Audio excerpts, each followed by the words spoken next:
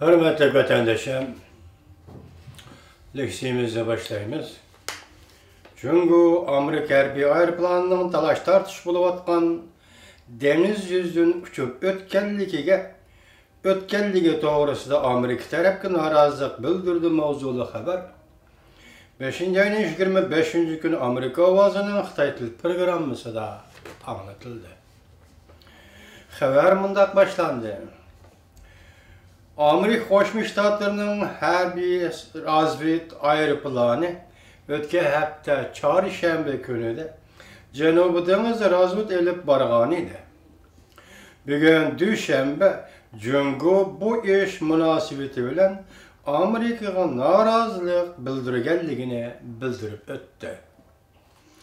Bundan boshqa Jungoda aloqador matbuotlar maqola e'lon qilib, mundaq ko'rsatdi: Amerika bilan Jungo Janubiy dengizda bir maydon urush qilishdan saqlanib qola olmaydi.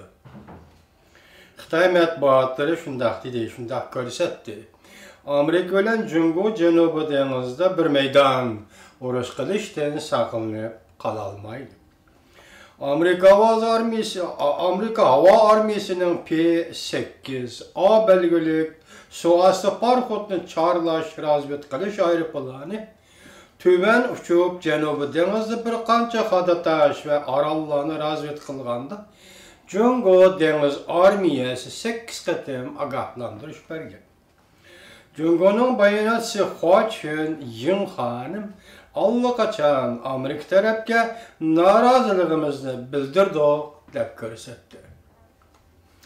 Bundan boshqa Jungoning aloqador matbuotlari haftaning 1-kuni obzor e'lon qilib, Jungoning oxirgi qarori shu bo'ldiki, orol va hadataşlar qurilishini davomlashtiramiz. Diqqat qiling vatandoshim. Jungoning oxirgi qarori shu bo'ldiki, orol va hadataşlar qurilishini davomlashtiramiz. Bu deganlik Amerika bilan qarshilashman deganlikmi? Davomlashtiramiz.